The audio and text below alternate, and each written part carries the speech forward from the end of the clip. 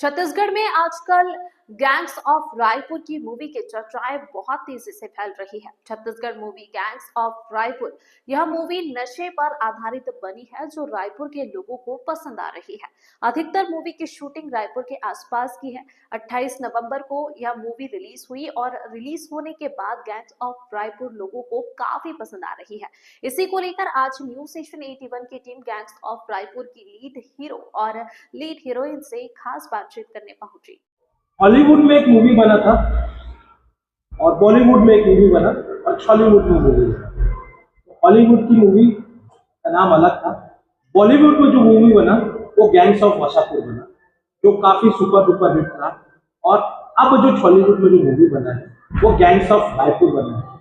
मेरे साथ आज जो इस मूवी में मुख्य कैरेक्टर निभाए रिया जी और साधु, ये इनके ओरिजिनल नेम नहीं है, ये इनकी मूवी के नेम है।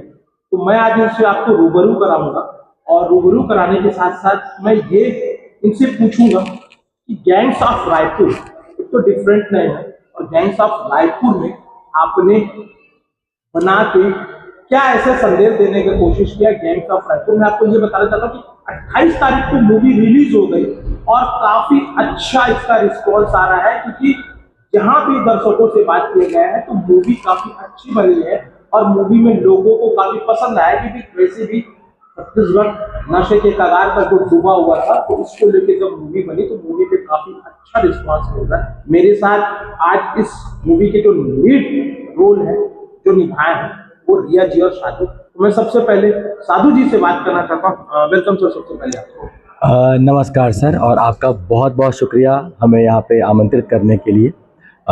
मैं साधु इस फिल्म में मेरा नाम है और मेरा जो असली नाम है जो मेरे माँ बाप ने रखा है वो अभिषेक आरती। और NSD पास आउट हूँ मैं। राष्ट्रीय नाट्य विद्यालय से मैंने अपनी सीखा है। मैंने वहाँ से एक्टिंग करियर की मेरी शुरुआत जो हुई है वो नुक्कड़ नाटकों से हुई है। करीब 2014 से मैं थिएटर कर रहा हूँ रायपुर में रह के। अपनी क्लासेस भी यहाँ पे चलाता था पहले, फिर मैं मुंबई शिफ्ट हो गया और यही मेरा छोटा सा परिचय है। बेसिकली आप मुंबई में रहे, यहाँ पे NSD करके यहाँ पे आप अपनी कोचिंग चला रहे हैं। एक चीज़ बताइए, इतना साल हो गया छत्तीसगढ़ की मूवी को, 25 साल भी हम छत्तीसगढ़ की मूवी बना लिए। छैया भूइयां जो रिलीज हुई उसके 25 साल भी हमने बनवा लिए, उसकी दूसरी भाग भी आ गई है। क्या डिफरेंस है और क्यों अभी मैं बॉलीवुड से कंपैरिजन नहीं कर रहा हूँ, मैं टॉलीवुड से भी कंपैरिजन नहीं कर रहा हूँ, मैं भोजपुरी इंडस्ट्री से कंपैरिजन कर रहा हूँ। इसलिए कंपैरिजन कर रहा हूँ कि जो जिस हिसाब से भोजपुरी इंडस्ट्री का जो ग्राफ गया है वो ऐसा क्या कारण है कि छत्तीसगढ़ में अभी तक वो ग्राफ नहीं मिल रहा है? इस सवाल का जवाब तो सर मुझे लगता है कि बहुत क्रिटिकल है, क्योंकि अगर ये जवाब प्रोड्यूसर के पास होता तो लगभग सारी फिल्में अभी हिट हो रही होती और हमारे फिल्म का ग्राफ अभी ऊपर ही जा रहा होता। पर जो अच्छी बात है जो मैं कहना चाहूँगा कि भोजपुरी और छत्तीसगढ़ में अगर हम कंपैरिजन करें, इस समय हर एक दौर आता है जब सिनेमा चेंज होता है। और मुझे लगता है कि पिछले 2-2.5-3 साल से छत्तीसगढ़ का सिनेमा चेंज हो रहा है। और इसमें से मैं 2-4 नाम भी लेना चाहूँगा जिन्होंने एक्चुअली उस परिवर्तन को लाने की कोशिश की है। उनमें से एक अगर आप देख लें, दंतेला एक फिल्म जो आई थी जिसने कुछ अलग कोशिश की थी। खारून पार एक फिल्म आई थी, उसने अलग कोशिश की थी। नई टीम थी, युवा लोग थे, ट्रेंड लोग थे, मैं ये भी कह सकता हूँ, क्योंकि ट्रेंड लोगों का होना ज़रूरी है। आप ये बात समझिए, अगर फिल्म की हम जब बात करते हैं तो फिल्म सिर्फ अभिनेता से नहीं चल पाती, क्योंकि मैं थिएटर वाला तो बता सकता हूँ कि थिएटर माध्यम है अभिनेता के लिए। अगर आप अच्छे अभिनेता हैं तो आप थिएटर में कमाल कर सकते हैं। और सिनेमा माध्यम है टेक्निकल एलिमेंट्स का।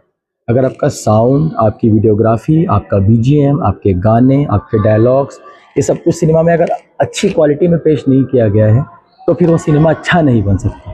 तो cinema is all about technical aspects. आपको टेक्निकलिटी में बहुत ज़्यादा ध्यान रखना पड़ता है। वो अब बहुत अच्छा हो रहा है, ऐसा मेरा पर्सनली मानना है। इसलिए नहीं कि मैं इस जनरेशन को बिलोंग करता हूँ। तो ये मेरा मानना है। और काफ़ी अच्छी फिल्में बन रही हैं। गैंग्स ऑफ रायपुर उसमें से एक उदाहरण है, जिन्होंने DOP विनोद सर हैं हमारे, जो कि साउथ की बड़ी बड़ी फिल्में करते हैं। धनुष को काफ़ी उन्होंने डायरेक्ट किया है, चीफ एडी रहे हैं वो उनके काफ़ी सारे फिल्मों में। और सारा हमारा जो म्यूज़िक है, बीजीएम का काम है, सब कुछ साउथ से हुआ है। तो ये एक नया प्रयास है जो आज का वर्ग, आज का जनरेशन देने का प्रयास कर रहा है यहाँ की ऑडियंस को। Gangs of Raipur, gangs of Wasseypur में काफ़ी अनुभव लोग थे और काफ़ी बड़े बड़े राइट सर। उनके जो एक्टर है हाँ वो आज भी ऐसा है कि अगर उनके बारे में कुछ बोलूँ तो ऐसा लगेगा कि मैं किसी के बारे में बोलने के मेरे को, क्योंकि वो इतने बड़े बड़े एक्टर, सत्या मूवी जैसे करने के बाद वो आज भी बहुत है, उनके डायरेक्टर भी हैं। गैंग्स ऑफ रायपुर जब आपने बनाया था तो क्या सोच के बनाया था? मतलब आपने ये मतलब गैंग्स ऑफ रायपुर एक तो अलग नाम है, गैंग्स ऑफ रायपुर, आपने क्या सोच के फिल्म में मतलब मूवी जब साइन की थी तो आपने स्क्रिप्ट पढ़ा था और आपने क्या सोच के मूवी किया था और क्या मैसेज है छत्तीसगढ़ में? करीब 3-4 साल पहले की बात है। मेरी डायरेक्टर के शिव कुमार से बात हुई थी।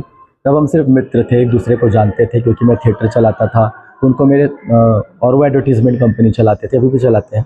तो उनको एक्टर्स की ज़रूरत होती थी मेरे से, तो मैं उनको एक्टर्स प्रोवाइड करता था अपने थिएटर ग्रुप, जुगनू थिएटर जो मेरा ग्रुप है वहाँ से।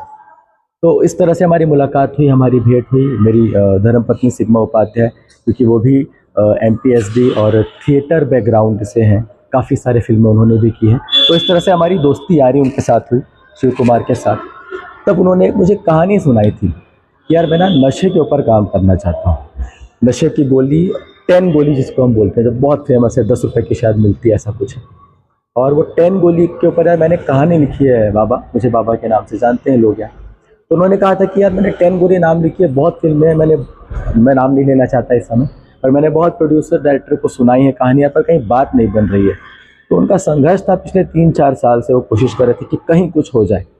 और क्योंकि मैंने फिल्म पहले से सुन रखी थी, इसके पहले की फिल्म ऑन फ्लोर होती, उसके पहले से मैंने वो कहानी सुन रखी थी, तो मुझे तब से इंटरेस्ट था उस कहानी में। इसलिए मैं, जब उन्होंने मुझे ये रोल ऑफ़र किया कि यार तुम्हारे लिए ये रोल, तुम्हारे लिए ही है, ये कैरेक्टर तुम ही करोगे बाबा, ये मैंने समझो कि तुमको समझ के लिखा है, तो तुमको तो करनी ही है। तो इस तरह से मैं पहले से जुड़ा हुआ था उस फिल्म के साथ, संबंध तो पहले से थे, मेरा मित्र हैं वो। तो इस तरह से मेरी शुरुआत थी इस फिल्म के साथ। देखिए, एक चीज़ मैं बता रहा हूँ कि हम जब भी किसी ट्विंस को देखते हैं ना तो थोड़ा देर के लिए खा जाते हैं। मेरे सामने भी ऐसी जो ट्विंस बैठी हुई है ना, तो आपको इस मूवी के लीड हीरोइन है जो पहली बार यहाँ पे लॉन्च हुए हैं। और रिया अर्जिया, देखिए मैं ये चीज़ बताना चाहता हूँ कि मल्टी टैलेंटेड लोग जो रहते हैं ना, तो सिर्फ एक चांस की दरकार पड़ता है, कोई एक ब्रेक दे तो वो टैलेंट बाहर आते हैं। तो ये मेरे साथ जो ट्विंस है, जो आप अगर मूवी में देखने जाओगे तो एक चीज़ बता रहा हूँ, ये दो बहन बैठी हुई जो चुलबुली बहन है, जिन्होंने कैरेक्टर किए हैं, मुख्य कैरेक्टर है। तो मैं थोड़ा सा इनसे बात करता हूँ, आपका कैरेक्टर क्या है? जी नमस्कार, मेरा प्रतिभा शर्मा है। इस फिल्म में जिया का रोल प्ले कर रही हूँ। हालांकि मुझे बहुत पसंद आया था कि जब मुझे जिया रिया नाम दिया गया था। ट्विंस तो है ही, लेकिन नाम में भी सिमिलैरिटी बहुत सारा था, जिया और रिया का फर्क बिल्कुल भी देखा और काफ़ी मज़ा आया। हमने ये जो शायद जब नाम मिल गया, टाइटल ही जब जिया था, तो जिया का रोल प्ले मुझे करना नहीं था। और ये आप फिल्म प्लीज़ देखेंगे, क्योंकि 1 नवंबर को रिलीज हो चुकी है। आपको पूरी स्टोरी पता चल जाएगी कि जिया ने क्या प्ले किया है, रिया ने क्या रोल। देखिए, आपको एक forward kind permission I am telling very clear, आपको वो मूवी काफ़ी अच्छी कर रही है। क्योंकि क्या होता है ना, आप PVR से देख के निकलोगे ना तो वो रिस्पॉन्स अलग रहता है, लेकिन आप श्याम टाकीज से जब निकलते हो ना, जो लोग बोलते हैं, क्योंकि देखिए जो छत्तीसगढ़ के जो लोग हैं वो जमीन से जुड़े हुए लोग हैं, और ये जो मूवी का जब बोलते हैं ना कि मूवी काफ़ी अच्छा बना, क्योंकि PVR वाले जो हैं वो डेलिकेटेड लोग, थोड़ा हाई क्लास के लोग हैं, उनका सोच अलग रहता है, ठीक है। लेकिन आपकी जो मूवी बनी है वो गैंग्स ऑफ रायपुर बनी है, तो वो क्या है, नशे को लेके बनी है। आपकी